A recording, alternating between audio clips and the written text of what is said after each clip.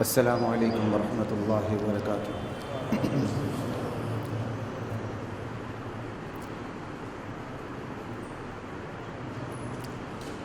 بسم اللہ، الحمد للہ، والصلاة والسلام علی رسول اللہ، اما بعد فاعوذ باللہ من الشیطان الرجیم، بسم اللہ الرحمن الرحیم۔ واسألهم عن القرية التي كانت حاضرة البحر إذ يعدون في السبت إذ تأتيهم حيتانهم يوم سبتهم شرعا ويوم لا يسبتون لا تأتيهم كذلك نبلوهم بما كانوا يفسقون۔ سورۃ الاعراف ہے، سورت نمبر 7 ہے، اور اس کی آیات شروع ہو رہی ہیں جہاں سے میں نے پڑھا ہے 162 سے۔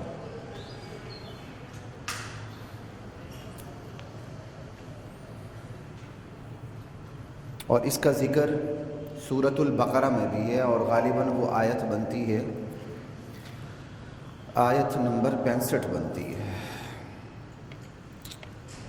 جی، وَلَقَدْ عَلِمْتُمُ الَّذِينَ اعْتَدَوْا مِنْكُمْ فِي السَّبْتِ فَقُلْنَا لَهُمْ كُونُوا قِرَدَةً خَاسِئِينَ فَجَعَلْنَاهَا نَكَالًا لِمَا بَيْنَ يَدَيْهَا وَمَا خَلْفَهَا وَمَوْعِظَةً لِلْمُتَّقِينَ 65 اور 66۔ یہود کی ایک بستی تھی، قریہ حاضرۃ البحر، وہ بستی جو سمندر کے کنارے ساحل پہ آباد تھی۔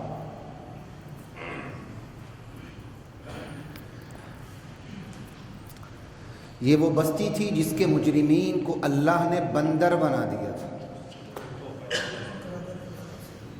جی وہی، ماشاءاللہ، کونوا قردۃ خاسئین۔ یہ وہ بستی تھی جس بستی کے مجرمین کو اللہ نے بندر بنا دیا تھا۔ آج کی اس نشست میں ہم نے یہی بات کرنی ہے، اس بستی کے مجرمین بندر بنے تو کیوں بنے؟ بس ابھی آزادی مارچ گزرا، اسی سے میں ریلیٹ کرتے ہوئے، کیونکہ ساری باتیں ایک ہی نشست میں نہیں ہو سکتی۔ صرف آزادی مارچ کی مذمت، یہ نہ ہو یہ نہ ہو یہ نہ ہو، کام تو نہیں ہے نا۔ بات تو یہ کہ ہمارا فریضہ کیا ہے، ہم نے کرنا کیا ہے۔ امتوں پر عذاب اللہ کس شکل میں بھیجتے ہیں، کیوں بھیجتے ہیں؟ وہ اللہ جس نے لوط علیہ السلام کی قوم پر پتھروں کی بارش کر دی، وہ اللہ جس نے قوم ہود کو تباہ و برباد کر دیا، قوم سمود کو تباہ و برباد کر دیا، وہ اللہ اس امت کے مجرمین کی کبھی بھی اللہ سرپرستی نہیں فرمائیں گے۔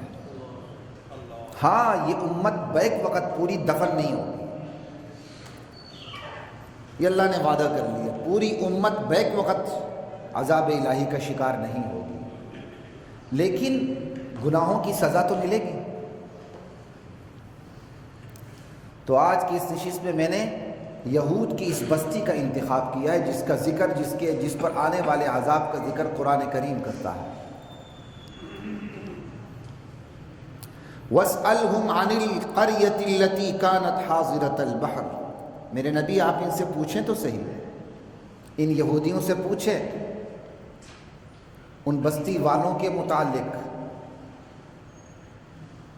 كَانَتْ حَاضِرَةَ الْبَحْرِ، اس بستی کے متعلق ذرا پوچھیں جو سمندر کے کنارے آباد تھی۔ لا الہ الا اللہ واللہ اکبر، یہ بستی کہاں تھی قرآن کریم وضاحت میں نہیں جاتا، لیکن قرآن کریم کا یہ اسلوب بتاتا ہے کہ یہودیوں کو پتہ تھا ایک بستی پہ عذاب آیا تھا، کہ ذرا آپ ان سے پوچھیں تو صحیح کہ وہ اتنا مشہور ترین واقعہ تھا۔ پھر قرآن کریم کا اسلوب اس سے بھی زیادہ واضح سورہ بقرہ میں ہے اس کے متعلق، آیت نمبر 65 اور 66 میں، وَلَقَدْ عَلِمْتُمُ الَّذِينَ اعْتَدَوْا مِنْكُمْ فِي السَّبْتِ، تم لوگ بہت ہی خوب جانتے ہو، بہت ہی اچھی طرح جانتے ہو ان لوگوں کو جنہوں نے ہفتے کے احکام کے بارے میں خدائی حکم کی خلاف ورزی کی تھی۔ فَقُلْنَا لَهُمْ كُونُوا قِرَدَةً خَاسِئِينَ، ہم نے انہیں کہہ دیا بن جاؤ بندر ذلیل و خوار ہو گئے۔ فَجَعَلْنَاهَا نَكَالًا لِمَا بَيْنَ يَدَيْهَا، ہم نے اس سزا کو موجودین کے لیے، جو موجود لوگ تھے اس زمانے میں، ان کے لیے تماشا عبرت بنا دیا، وما خلفها، بعد میں آنے والوں کے لیے نشان عبرت بنا دیا، وموعظۃ للمتقین، تقوی والوں کے لیے نصیحت بنا دی اس واقعے، اس سزا کو۔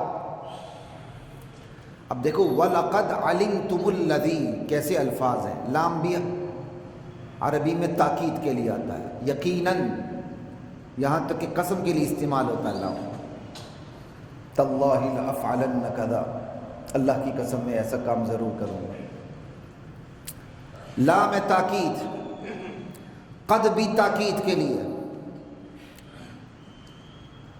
پھر علم تم ماضی کا صیغہ اور علم کا خود لفظ تحقیق کے لیے قرآن میں استعمال ہوتا ہے، پھر لقد اوپر ماضی کے اوپر داخل ہو رہا ہو، جو پاسٹ ورب ہے وہ اور تحقیق اس کے اندر پیدا کر دیتا ہے، تحقیق در تحقیق در تحقیق در تحقیق، یہ اتنا کھلا ہوا واقعہ تھا۔ لیکن تم خوب جانتے ہو ہفتے کے دن کے بارے میں جو احکامات تھے، جس قوم نے ان احکامات کی خلاف ورزی کی تھی، ہم نے ان کے ساتھ کیا کیا تھا، ہم نے انہیں بندر بنا دیا تھا، زمانے میں موجود لوگوں کے لیے ہم نے تماشا عبرت بنا دیا تھا، بعد والوں کے لیے نشان عبرت بنا دیا تھا، تقوی والوں کے لیے نصیحت بنا دیا تھا۔ مفسرین میں اختلاف ہوا یہ بستی تھی کہاں۔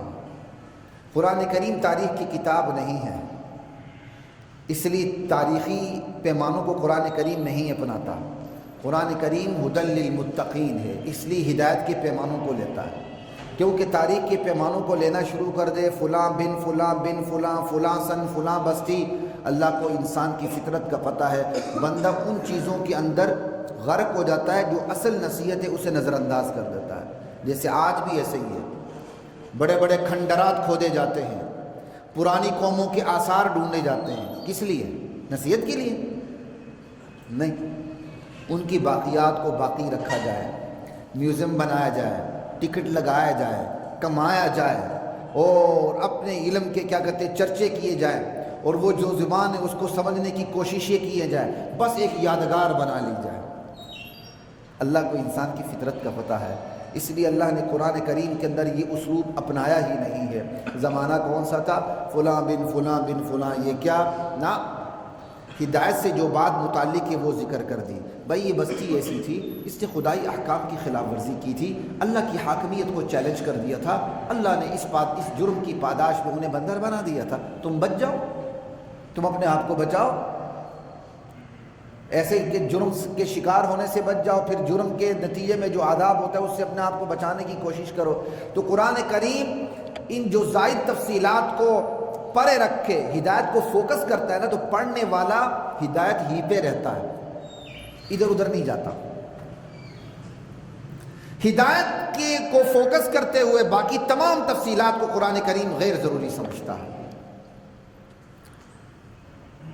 کیونکہ قرآن کی اپنی اتھینٹسٹی ہے، قرآن کو کوئی چیلنج نہیں کر سکتا، قرآن اپنی اتھینٹسٹی کو کافی سمجھتا ہے۔ آپ انسانوں کی کوڈ کی اتھینٹسٹی کو کافی سمجھتے ہیں، یہ تو خدا کی عدالت ہے۔ بہرحال اکثر مفسرین اس طرف گئے ہیں کہ یہ بحر قلزم کے کنارے ایک بستی تھی، بحر قلزم کے ساحل پر، مدین اور کوہ طور کے درمیان، آج بھی وہاں کوئی بندرگاہ بنی ہوئی ہے۔ اکثر مفسرین ایلا مقام ذکر کرتے ہیں، یہ ایلا مقام ہے کوہ طور اور مدین کے درمیان، اور بحر قلزم کے ساحل پر یہ بستی تھی۔ یہودیوں کے ہاں اتوار کا دن، ہفتے کا دن مقدس، جیسے ہمارے ہاں جمعے کا دن، اور جمعہ ان تینوں پر، دونوں پر فوقیت رکھتا ہے، اتوار پر بھی ہفتے پر بھی۔ ہفتہ یہودیوں کے لیے مخصوص ہو گیا، اتوار عیسائیوں کے لیے، اللہ نے جمعہ اس امت کو عطا کر دیا۔ کسی کو تحقیق ہو نہ ہو، جمعے میں مزہ آتا ہے کہ نہیں؟ ویسے ہی آپ کہتے ہیں یار جمعہ افضل ہے اتوار سے بھی، اور اللہ تعالیٰ نے بندے کی اندر یہی خود ہی ایک فطرتی شعور پیدا کر رکھا۔ تو یہودیوں کا یہ مقدس دن تھا، اس مقدس دن کے حوالے سے اللہ کے خصوصی احکامات تھے۔ قرآن کریم یہاں اسپیشلی جس حکم کا ذکر کرتا ہے وہ یہ ہے کہ تم نے اس دن مچھلی کا شکار نہیں کرنا۔ اب وہ ساحل کے کنارے آباد تھی تو لامالہ ان کی معیشت کس پر منحصر تھی؟ مچھلی پر۔ اب یہ قصہ سنیں مزے مزے سے۔ ہماری معیشت کے انحصار اس وقت کس چیز پر ہے؟ سود پہ، حرام خوری پہ۔ امیروں پر ٹیکس لگا کے غریبوں کو دینا کمال سمجھا جاتا ہے۔ جو کرپشن نہیں کرتا نا، جو کہتا میں کرپٹ نہیں ہوں، چاہے اس کے آباء و اجداد کرپٹ ہوں، ایک الگ مسئلہ ہے، سمجھ آئیے، میں کرپٹ نہیں ہوں، وہ بھی یقین رکھتا ہے کہ امیروں پر زیادہ فیسیں لگا کے غریبوں کو دیا جائے۔ اس کی سب سے بڑی مثالیں آپ کے یہاں ہسپتال ہیں۔ ہاں یار یہ ٹیسٹ یہاں اتنا کیوں مہنگا ہے؟ مشینری تو ایک ہی دفعہ آ گئی، بتاؤ لاجک کیا پیش کیا جاتا ہے جی؟ ہم غریبوں پہ لگاتے ہیں۔ یہ کون سا طریقہ ہے کہ امیروں پر آپ گنڈا ٹیکس لگا کے غریب کو دیں؟ یہ کون سا طریقہ ہے؟ یہ ایک الگ بات ہے، غریب بھی گنڈا ٹیکس ہی دیتا ہے یہاں سارا کچھ، کیونکہ جب صرف ایک پیٹرول پمپ پہ آپ چلے جاتے ہیں تو امیر بھی وہی پے کرتا ہے جو غریب پے کر رہا ہوتا ہے، چیزیں خرید رہے ہوتے ہیں، امیر بھی وہی پے کرتا ہے جو غریب کرتا ہے۔ یہ ایک الگ بحث ہے۔ بلکہ ایک انکم ٹیکس کے آفیسر تھے، غالباً انکم ٹیکس میں تھے یا یہ ایف بی آر والوں میں تھے، ان کا کوئی کمشنر ہے، یہ طاولہ قاسمی کا بیٹا، اس سے پھر میری ڈیبیٹ بھی ہوئی تھی لائیو ٹاک شو کے اندر۔ کہتا یہ عوام ٹیکس نہیں دیتی۔ میں نے کہا پاکستان کی عوام سب سے زیادہ ٹیکس دیتی ہے، میں ثابت کرتا ہوں، آ جاؤ۔ نہیں یہ وہ، میں نے کہا آپ اس کا جو مرضی نام رکھے ہیں تو ٹیکس نا، ان تمام ٹیکسوں کا اگر مجموعی طور پر ایک ہی نام رکھیں تو اس کا نام گنڈا ٹیکس ہے۔ بس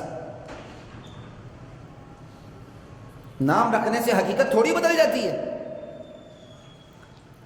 تو ہم بڑے مزے مزے سے سنیں گے مچھلی والوں نے یہ کیا، یہ کیا، یہ کیا، خود اپنے آپ کو نہیں دیکھیں گے کہ ہماری معیشت کا انحصار کشکول لے کے جانے پہ ہے، سودی قرضے لینے پہ ہے، دنیا کے مالیاتی اداروں نے جو کنڈیشنز لگائی ہیں ان کو ماننے میں ہے۔ ہم کس طرح گرے لسٹ سے نکلے؟ اللہ لا یزال کی قسم، تم گرے لسٹ سے نکل کے وائٹ میں چلے جاؤ، اس سے نکل کے بلیک میں چلے جاؤ، ہمیں کوئی پرواہ نہیں جب تک تم اللہ اور اس کے رسول کے احکامات پہ نہیں آتے۔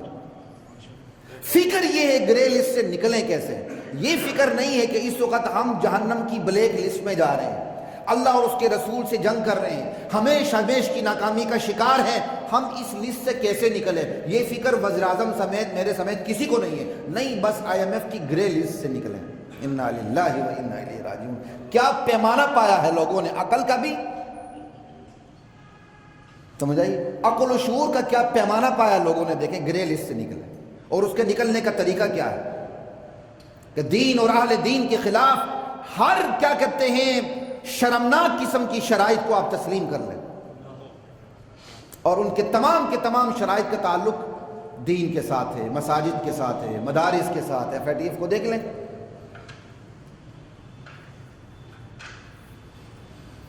اور اقلیتوں کو حقوق دینے کے ساتھ ہے۔ کون سا ملک ہے جو اقلیتوں کو حقوق دینے میں پاکستان کا مقابلہ کر سکتا؟ اقلیتوں کو حقوق دینے کا مطلب بے لگام کرنا، ان کو ہمارے اوپر مسلط کرنا، اور اقلیت پہ ہر قسم کی اقلیت آئے گی۔ ہمارے وہ فرقے بھی آئیں گے جو دشمنان صحابہ ہیں، ہمارا وہ طبقہ بھی آئے گا جو دشمنان ختم نبوت ہے، ان کے بارے میں بھی دنیا کے مالیاتی ادارے اور عالمی طاقتیں ریلیکسیشن مانگتی ہیں۔ آپ اسی گلگت بلتستان کو دیکھ لیں جو صوبہ بننے جا رہا ہے، ٹھیک ہے، ابھی تک تو مطلب 4.5 صوبے نا پاکستان کا، اب تقریباً 5واں صوبہ بنتے جا رہا ہے۔ اب بن جائے گا ترمیم کے بعد شاید، کیونکہ اندر کی رپورٹیں یہی آ رہی ہیں۔ چائنا ہمارا کتنا بڑا دوست ہے، چائنا امریکہ ہزار اختلاف صحیح، گلگت بلتستان کے بارے میں ان کا اتفاق ہے کہ یہ جو خطہ ہے نا یہ آغا خانیوں کو دیا جائے، یہ آپ کو پتہ ہونا چاہیے۔ اس لیے میں گلگت بلتستان کے عوام کو سلام پیش کرتا ہوں، اس لیے نہیں کہ میرا تعلق گلگت سے، اس لیے کہ وہاں کے جو اہل سنت طبقہ ہے نا بڑا غیور طبقہ ہے، خدا کی قسم، وگرنہ یہی گلگت بلتستان یا آغا خانستان ہوتا یا ایران ہوتا۔ ان کی نہتی عوام ہر قسم کے ظلم کا مقابلہ کر کے کھڑے، اپنے اوپر تسلط قائم نہیں ہونے دیتے۔ یہ اللہ کا بہت بڑا احسان ہے، بڑی غیور عوام ہے اس لحاظ سے، بڑی باشعور عوام ہے اس لحاظ سے۔ ان کا پھر لٹریسی ریٹ بھی بہت، شاید 4 صوبوں سے بڑھ گئے، لٹریسی ریٹ بہت اوپر ہے، لیکن اصل جو خوبی ہے ان کی یہ ہے، اگر اتنا دباؤ ہمارے اوپر ہو تو پتہ نہیں ہم یہاں کہاں کھڑے ہوں۔ تو ہم مزے لے کر سنیں گے جی ایک بستی تھی یہودیوں کی، معیشت کے انحصار مچھلی پر تھا، اللہ کے حکم کی خلاف ورزی گئی، دفن ہو گئی، تو ہم کہاں کھڑے ہیں؟ نعوذ باللہ، ہم اللہ کے بیٹے ہیں؟ کیا اللہ نے ہمارے ساتھ کوئی امتیازی سلوک رکھنا ہے؟ ایک بستی کو تو عذاب دے دی، اللہ ہمیں جنت میں رکھے گا؟ یہ خیال است و محال است و جنون۔ یہ قرآن اس لیے نازل نہیں ہوا کہ مزے لے کر گزشتہ امتوں کی تباہی کے واقعات سنیں لطیفوں کی شکل میں، یہ اس لیے اترا ہے کہ گزشتہ امتوں کے عبرتناک انجام کو سامنے رکھ کر اپنے آپ کو بچائیں، اپنے گھر والوں کو بچا لیں۔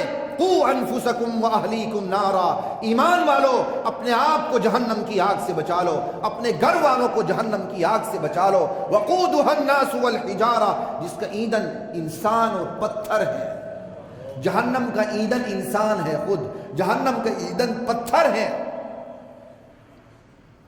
لا الہ الا اللہ، علیہا ملائکۃ غلاظ شداد، بڑے تنخو فرشتے اس کے اوپر اللہ نے مقرر کر رکھے ہیں۔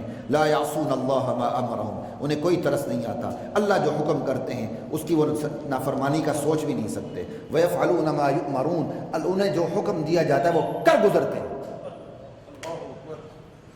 یا ایھا الذین کفروا لا تعتذروا اليوم، اے کافر لوگو آج تمہاری کوئی معذرت قبول نہیں ہوگی۔ خیر یہ بستی تھی، مفسرین کا کہنا ہے کہ بحر کلزم کے کنارے آباد تھی، نہ بھی ہو تو کسی بھی سمندر کے کنارے آباد بستی تھی، کھاتی پیتی بستی تھی۔ کیا تھا؟ سمندر کے کنارے آباد ہے، مچھلی ہے، سب کچھ ہے، تجارت چل رہی ہے، معیشت چل رہی ہے، روزی روٹی، کپڑا مکان سب کچھ ہے۔ اذ یعدون فی السبت اذ تأتیہم حیتانہم یوم سبتہم شرعا۔ میں آپ کو گرامر کی طرف نہیں لے جاؤں گا، لیکن یہ اس کا تکرار بتا رہا ہوں کہ اس کا تکرار قرآن کیوں کر رہا ہے، کہ فوکس کرنے کے لیے کہ ذرا توجہ دو۔ میرے نبی آپ ان سے پوچھیں اس بستی کا کیا حال ہوا جو سمندر کے کنارے آباد تھی، کس وقت کیا حال ہوا، اس وقت کیا حال ہوا۔ اذ یعدون فی السبت، جب انہوں نے ہفتے کے بارے میں جو احکامات تھے ان احکامات کے بارے میں وہ بستی حد سے نکل گئی تھی، تجاوز کر بیٹھی تھی، اور ہفتے کے دن حکم کے بارے میں تجاوز کر گئی تھی۔ کس وقت تجاوز کر رہی تھی، وہ کون سے حالات تھے؟ کہ اذ تأتیہم حیتانہم یوم سبتہم شرعا، جب مچھلی ہفتے کے دن ابر کے سامنے آتی تھی، کنارے پہ آ رہی اور ابر کے سامنے آ رہی۔ شرعا اشارے کی جمع ہے، ابر کے آنا، مچھلی اوپر آتی ہے۔ حیتان حوت کی جمع ہے، مچھلی کو کہتے ہیں۔ جب وہ کنارے پہ اور وہ بھی بالکل اوپر پانی کے اوپر آ رہی ہیں مچھلیاں۔ وَيَوْمَ لَا يَسْبِتُونَ، جب ہفتے کا دن نہیں ہوتا تھا، لَا تَأْتِيهِمْ كَذَلِكَ، اس طرح ابر کے اوپر نہیں آتی تھی۔ یا لا تأتیہم کو الگ رکھیں، کذالک کو بالکل الگ رکھیں۔ لا تأتیہم، جب ہفتے کا دن نہیں ہوتا تھا تو اوپر نہیں آتی تھی۔ کذالک، واقعی ایسا ہوتا تھا، ہفتے کے دن ہی اوپر آتی تھی شیڈیول کے مطابق۔ وہ شیڈیول جو اللہ نے مچھلیوں کے لیے بنا دیا تھا، 6 دن تم نے نیچے گہرائی میں رہنا ہے، 7واں دن ہفتے کو جب ہم نے ان کو منع کر دیا ہے مچھلی کا شکار نہیں کرنا، اس دن تم نے پانی کی سطح پر تیرتے رہنا۔ کذالک، حیرانی کی بات ہے کہ نہیں؟ کیا شیڈیول ہے کہ 6 دن نیچے، سمجھ آئی؟ اتوار، پیر، منگل، بدھ، جمعرات، جمعہ، 6 دن گہرائی میں، جیسے ہی ہفتہ آ جائے اوپر آ جائے۔ تو مچھلی کو یہ عقل، یہ شعور، یہ ادراک کس نے دیا تھا؟ اللہ نے دیا۔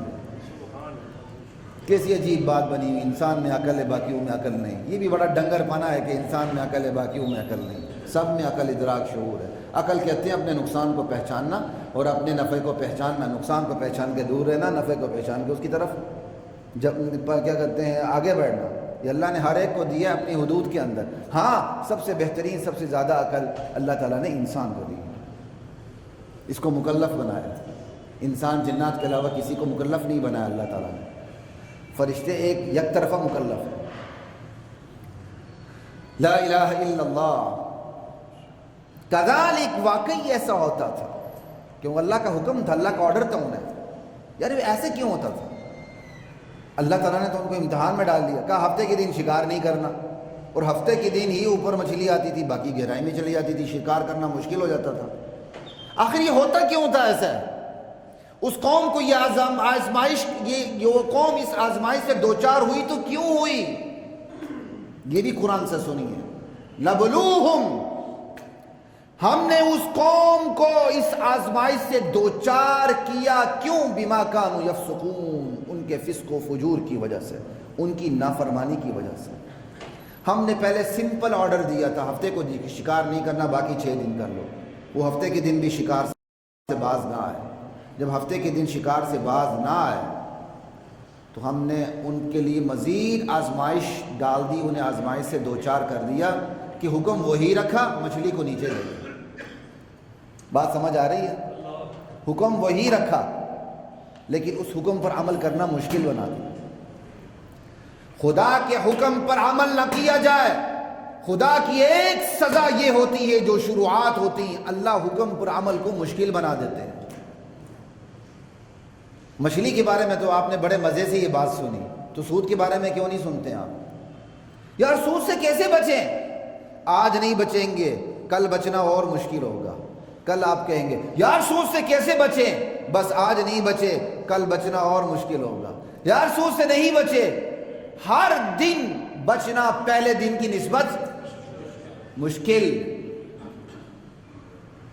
سمجھ آ رہی ہے؟ لا الہ الا اللہ۔ میں نے تھوڑا سا سودی جو کیا کہتے ہیں وہ نقشہ دیکھا پاکستان کے حوالے سے، سب سے کم جو سودی لیول تھا حکمرانوں کے اندر جو میری نظر سے گزرا وہ ضیاء الحق کا دور تھا۔ اس کے بعد گریجولی بڑھتا ہی چلا گیا، بڑھتا ہی چلا گیا۔ آج وہی مالیاتی اداروں کے تادے دینے والے عمران خان، نواز شریف سے بڑے مقروض ہیں، ہے کہ نہیں؟ تو قرآن کی بات صادق ہوئی کہ نہیں؟ ہم نے انہیں آزمائش میں ڈالا کیونکہ وہ نافرمانی کرتے تھے۔ یعنی جب آپ ایک دن حکم پہ عمل نہیں کریں گے، اگلے دن اس پر حکم پر عمل کرنا کیا کر دیں گے اللہ۔ اب عمران خان کے بعد جو آئے گا اس کے لیے عمران خان سے بھی زیادہ مشکلات ہوں گی، کوئی اور خان آئے گا اس کے لیے اس دوسرے خان سے بھی زیادہ۔ یہ خدا کی سزا ہے۔ آپ نواز شریف کے دور میں نہیں بچے، اللہ نے اور مشکل کر دیا۔ آپ بے نظیر کے دور میں نہیں بچے، اللہ نے اور مشکل کر دیا۔ پھر اور حکمران ہے، اللہ نے اور مشکل کر دیا۔ چلو اس کی مثال میں اور آپ اپنی انفرادی زندگی سے لیتے ہیں۔ چلو صبح کی نماز لے لیتے ہیں۔ ایک بندے کو صبح کی نماز کی عادت پڑی ہوتی ہے، اس کے لیے اٹھنا کتنا آسان ہوتا ہے۔ وہ الارم لگا کے بھی رکھے، الارم لگے نہ لگے ٹائم پہ آنکھ کھولتی ہے، لیکن وہی بندہ ایک دن سستی کر دے تو اگلے دن اس کے لیے اٹھنا آسان ہوتا ہے، مشکل ہوتا ہے؟ مشکل ہوتا ہے۔ پھر مزید سستی کر دے، اچھا نہیں یار کل پڑھوں گا، اب وہ تیسرے دن، پہلے دونوں دنوں سے مشکل ہوتا ہے آسان ہوتا ہے؟ مشکل۔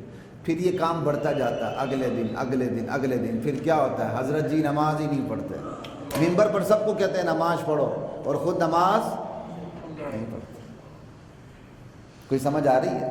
انفرادی زندگی میں آپ دیکھیں، انفرادی زندگی میں اگر ایک بندہ ایک گناہ سے نہیں بچتا، اگلے دن وہ گناہ اس کے لیے مشکل ہو جاتا ہے، اس سے اگلے دن اور مشکل، اس سے اگلے دن اور مشکل۔ وہ نیک اہل اللہ کی مجلس اختیار نہیں کرتا، اگلے دن اور مشکل، اگلے دن اور مشکل، پھر ایک وقت آتا ہے وہ اہل اللہ کو گالیاں دیتا پھرتا ہے۔ اس لیے سر مچھلی والا واقعہ مزے مزے سے نہ سنیں، اس کو اپنے اوپر اپلائی کر کے فکر مند ہو۔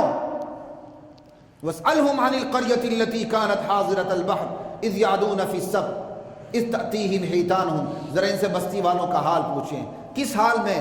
جب انہوں نے ہفتے کے دن احکام کی خلاف ورزی کی۔ کب؟ جب وہ احکام کی خلاف ورزی اس وقت کرتے تھے جب مچھلی ابھر ابھر کے سامنے آتی تھی۔ سمپل اللہ تعالیٰ نے کہا تھا کہ ہفتے کے دن تم نے شکار نہیں کرنا، جب وہ باز نہیں آئے تو اللہ تعالیٰ نے 6 دن اس حکم پہ عمل کرنا اور مشکل بنا دیے۔ کیوں؟ اللہ تعالیٰ پھر گناہوں کے مواقع بڑھا دیتے ہیں، نیکی کے مواقع کم کر دیتے ہیں، تاکہ جی بھر کے بندہ بغاوت کرے۔ بغاوت اس لیے نہ کرے کہ اس کو موقع نہیں مل رہا، اپرچونٹی نہیں مل رہی۔ اللہ اپرچونٹیز اس کے سامنے رکھ دیتے ہیں کہ یہ میرا فاسق فاجر کافر بندہ، اس کو میں نے مواقع اپرچونٹیز دے دی، خوب کھل کے فائدہ اٹھائے تاکہ خوب کھل کے اس کی کشتی بھرے اور پھر بچنے کے امکانات ہی نہ ہوں اس کے۔ گناہوں کے مواقع میسر آنا خدا کا بہت بڑا عذاب ہے، یاد رکھیں۔ اگر آپ کو یا مجھے گناہوں کے مواقع، گناہوں کی تمنا کے باوجود بھی میسر نہیں آ رہے تو اللہ کا شکر ادا کریں، اب یہ اللہ کی رحمت ہے۔ لیکن ذرا نیت خراب ہوئی نہ ہوئی فوراً گناہ کا موقع میسر آ رہا ہے، خدا کی قسم یہ بہت بڑی خطرے کی گارنٹی ہے۔ اس کا مطلب خدائی عذاب کا شکار ہو چکے ہیں کہ ادھر ہم گناہ کا ارادہ کرتے ہیں، اس سے گناہ کے مواقع میسر ہو جاتے ہیں۔ اس لیے دولت مند طبقہ جو جہنم میں ہوگا اس کی ایک بہت بڑی وجہ یہ ہے کہ دولت مند طبقے کے پاس گناہوں پر تکمیل کے چانسز زیادہ ہوتے ہیں۔ غریب تو شیخ چلی کے خیالات ہی بناتا رہتا ہے، یہ کروں گا یہ کروں گا یہ کروں گا، ادھر سے کھاؤں گا ادھر سے کھاؤں گا، سارا دن نیتیں کہتے رہتا ہے، اس کی جبڑوں کے نیچے، اس کے دانتوں کے نیچے کوئی آتا نہیں ہے۔ امیر کے پاس وہ سارے خواب پورے کرنے کے لیے ساری چیزیں ہوتی ہیں۔ لا الہ الا اللہ واللہ اکبر، یہ قرآن کریم بھی بتاتا ہے یہ بات۔ خیر آگے چلتے ہیں۔ اذ یعدون فی السبت اذ تأتیہم حیتانہم یوم سبتہم شرعا ویوم لا یسبتون لا تأتیہم کذالک نبلوہم بما کانوا یفسقون۔ اب اس بستی میں 3 گروہ تھے، وقت ختم ہو رہا ہے، میں ذرا جلدی چلوں۔ اس بستی میں 3 گروہ تھے۔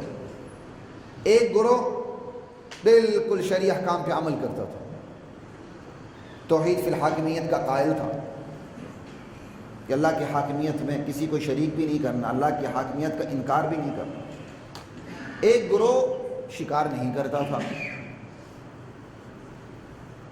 لیکن شکار کرنے والوں کو روکتا بھی نہیں تھا، وہ کرتے تو کریں، ہمیں کیا، ہم تو بچے ہوئے ہیں نا۔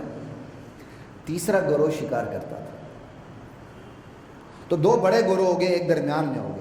ایک سب سے بہترین گروہ جو شکار کرتا ہی نہیں تھا، خدا کے حکم کی پوری پابندی کرتا تھا۔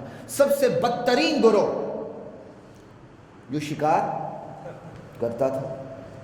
درمیانی گروہ شکار کرتا تو نہیں تھا لیکن کرنے والوں کو روکتا بھی نہیں تھا۔ خدا کے احکامات کی خلاف ورزی ہوتی تھی، اس کے ماتھے کے تیور چڑھتے نہیں تھے، اس کے سر پہ کان پہ جو تک نہیں رینگتی تھی، اس کی تیوری چڑھتی بھی نہیں تھی، اس کی طبیعت خراب بھی نہیں ہوتی تھی، کوئی فرق نہیں پڑتا تھا اس کو۔ اللہ اسی کا تذکرہ کر رہے ہیں۔ وَإِذْ قَالَتْ أُمَّةٌ مِّنْهُمْ، انہی قوم میں سے ایک گروہ ایسا تھا جو نصیحت کرنے والوں کو روکتا تھا۔ لِمَ تَعِظُونَ قَوْمًا، ارے تم کیوں ان کے پیچھے پڑے ہوئے واز و نصیحت کرتے ہوئے؟ اللہ مہلکہم، وہ قوم جس کو اللہ نے ان کے جرم کی پاداش میں ہلاک کرنا ہے، او معذبہم عذابا شدیدا، یا عذاب شدید دینا، کوئی اور سخت عذاب دینا ہے، چھوڑو بس خود نہ کرو کافی ہے۔ تو روکنے والے کیا کہتے تھے آگے سے؟ قالوا معذرۃ الی ربکم، ہمارے بھائیوں ہم روک اس لیے رہے ہیں تاکہ اللہ کے سامنے ہم اپنا عذر تو پیش کر سکیں نا۔ ربا ہم نے تو روکنے کی کوشش کی، اپنے آپ کو خدا کی گرفت سے بچا تو لینا، مولا ہم رکے اور روکنے کی بھی کوشش کی، ہمیں کچھ نہ کہ۔ وَلَعَلَّهُمْ يَرْجِعُونَ، اور اس امید پر بھی روکتے ہیں شاید باز آ جائے، شاید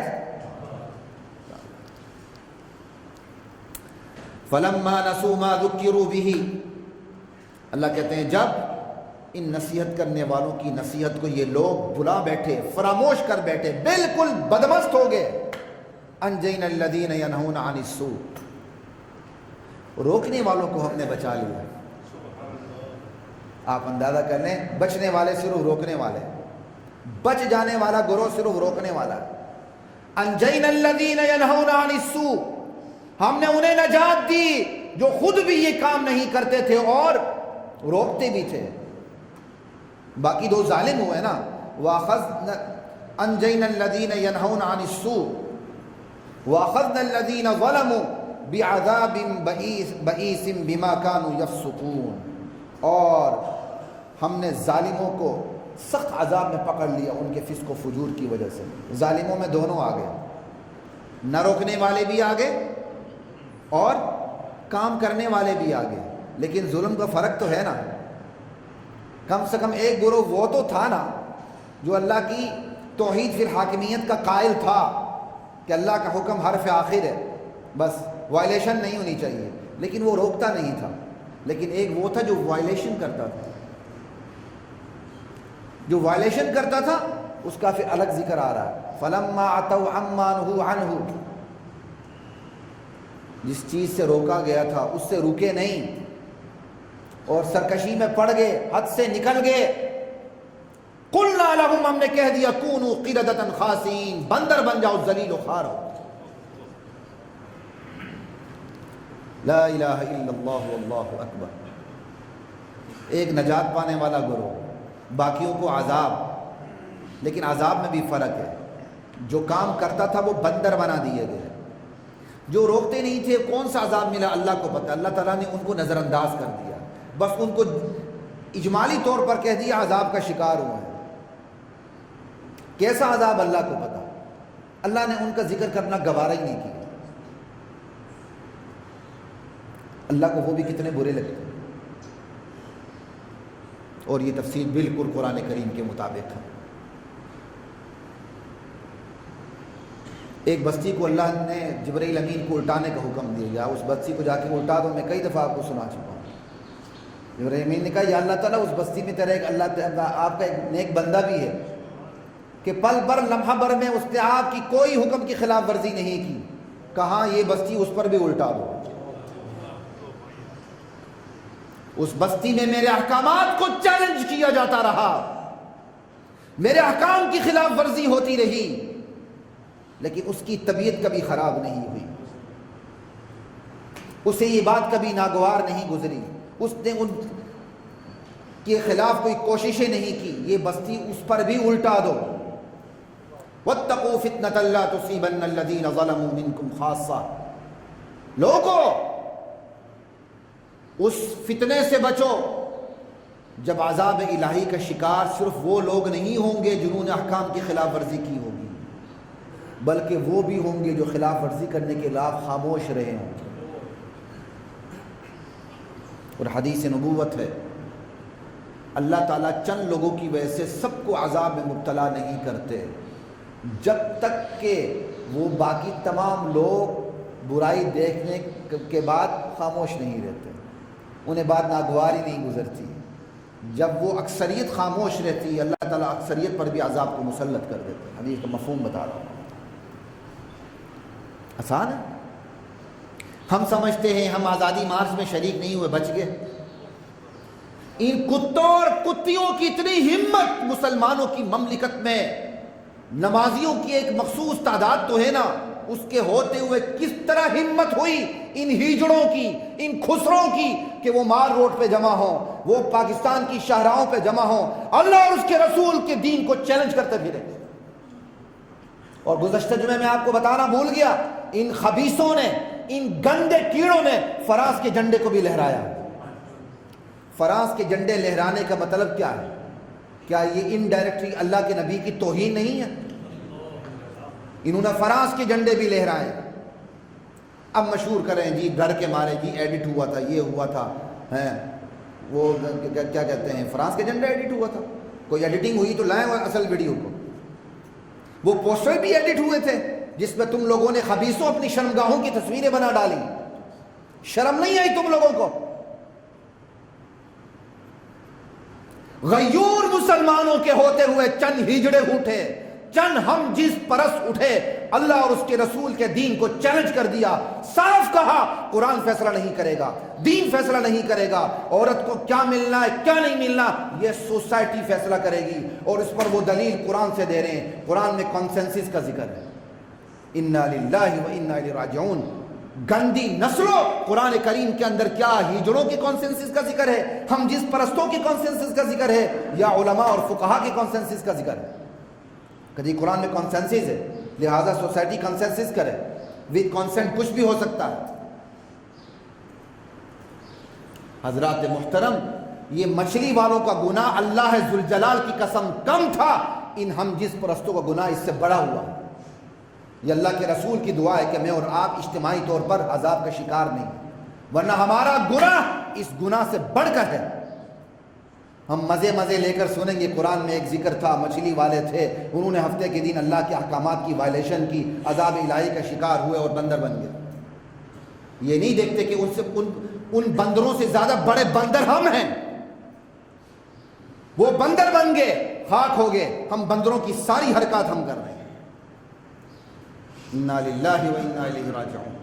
قومیں تباہ و برباد ویسے نہیں ہوتی، سوسائٹی کے اندر جب برائی کے خلاف مزاحمت ختم ہو جاتی ہے، اللہ تعالیٰ پھر خاموش اکثریت کو بھی اس برائی میں مبتلا کر دیتے ہیں، ان کی بدعمالیوں کی وجہ سے۔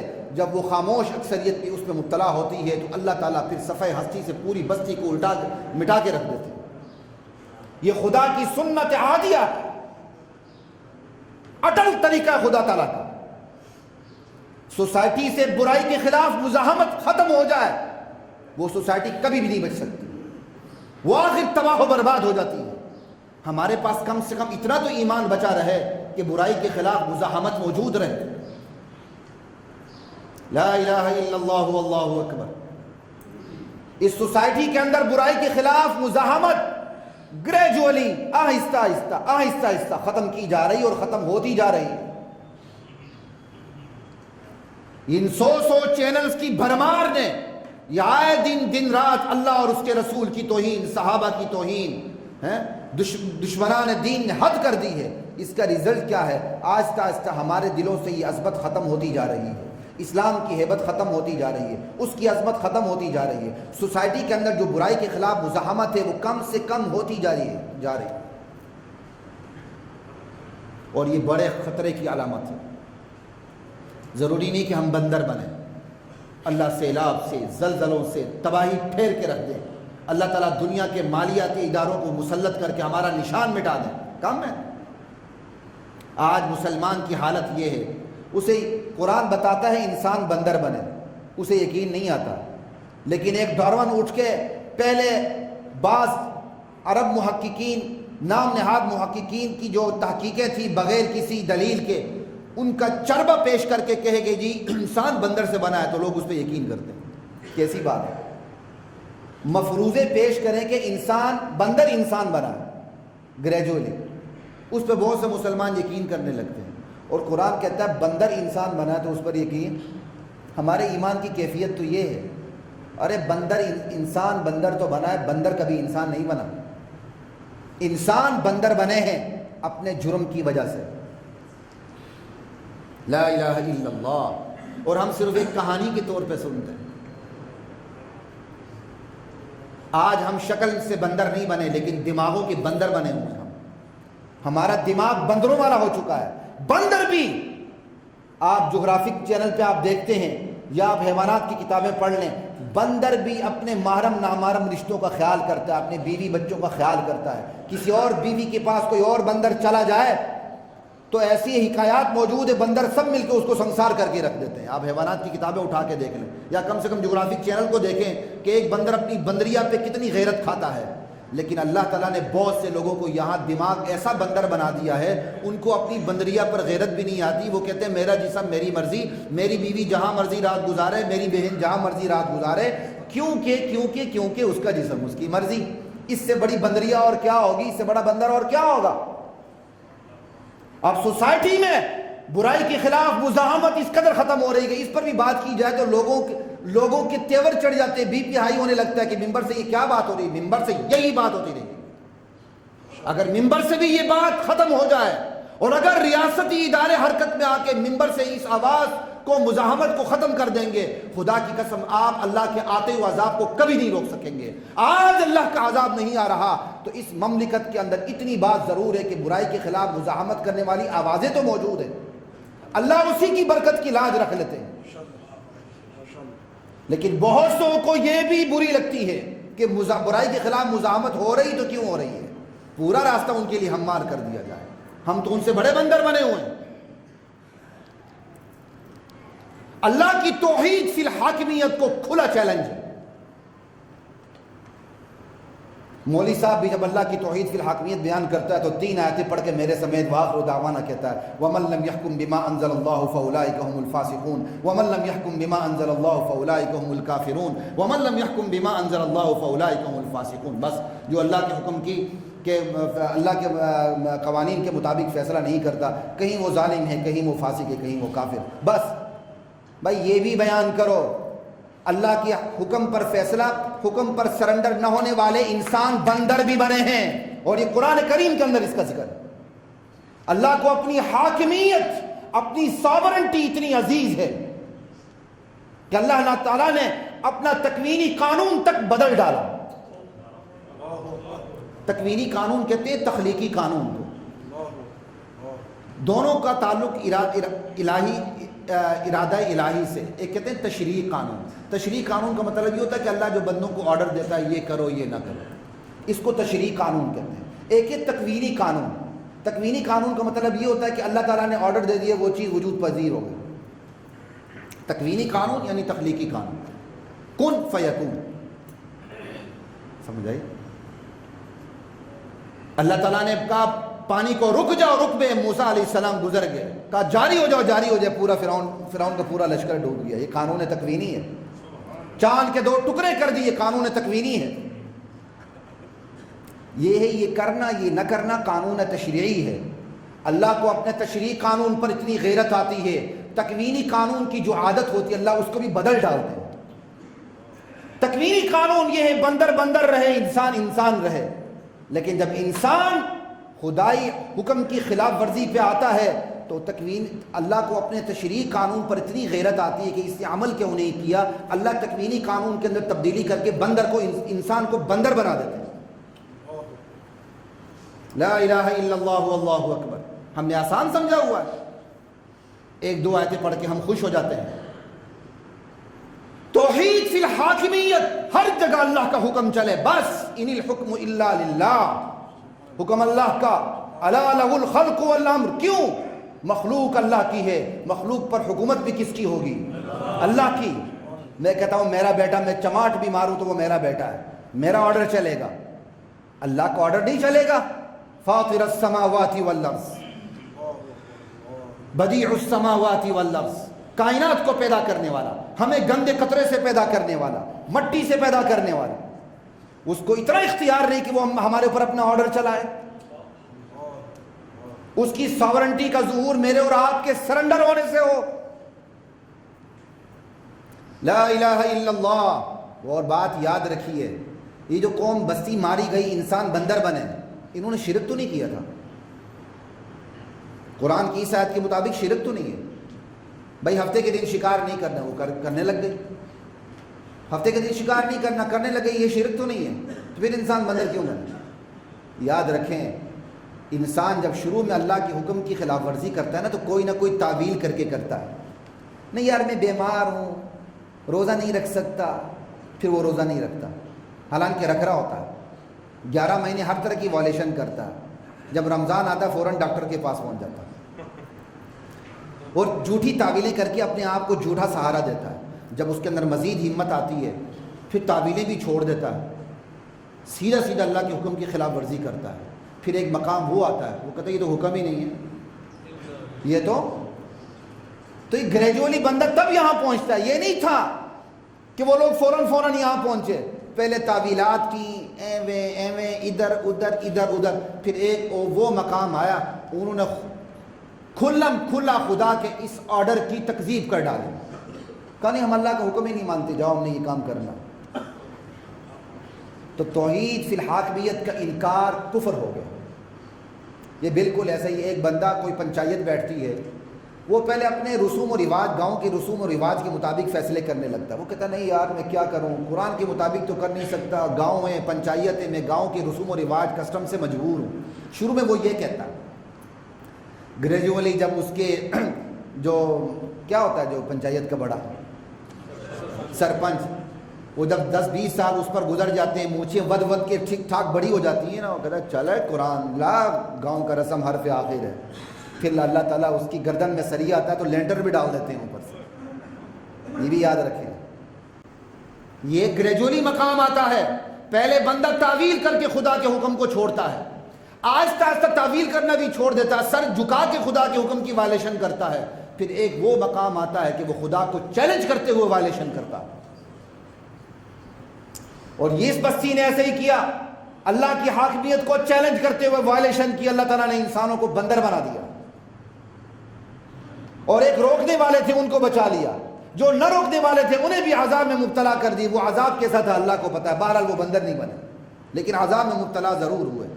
اس لیے ان آزادی مارچ والے ہم جنس پرستوں اور ہجڑوں اور خسروں کو روکنا دراصل اپنے آپ کو بچانا ہے.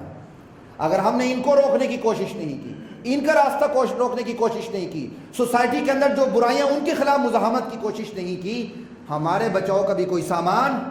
ہم نے اپنے آپ کو بچانا ہے تو برائی کا راستہ روکنا ہوگا، اداروں کو متحرک ہونا ہوگا، ریاست کو متحرک ہونا ہوگا. ریاست کو وہ قدم اٹھانے ہوں گے کہ عام لوگ قانون ہاتھ میں نہ لیں، بلکہ خود ریاست حرکت میں آ کے ان لوگوں کا علاج کرے، ورنہ پھر ریاست کے پاس گلے کا کوئی حق نہیں بچتا.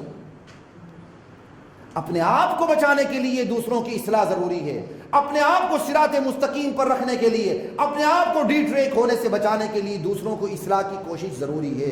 اگر ہم نے دوسروں کی اصلاح نہیں کی پھر ہمارے بچاؤ کا بھی نہ دنیا میں کوئی امکان بچتا ہے نہ آخرت میں کوئی امکان بچتا ہے. وآخر دعوانا الحمدللہ رب العالمین.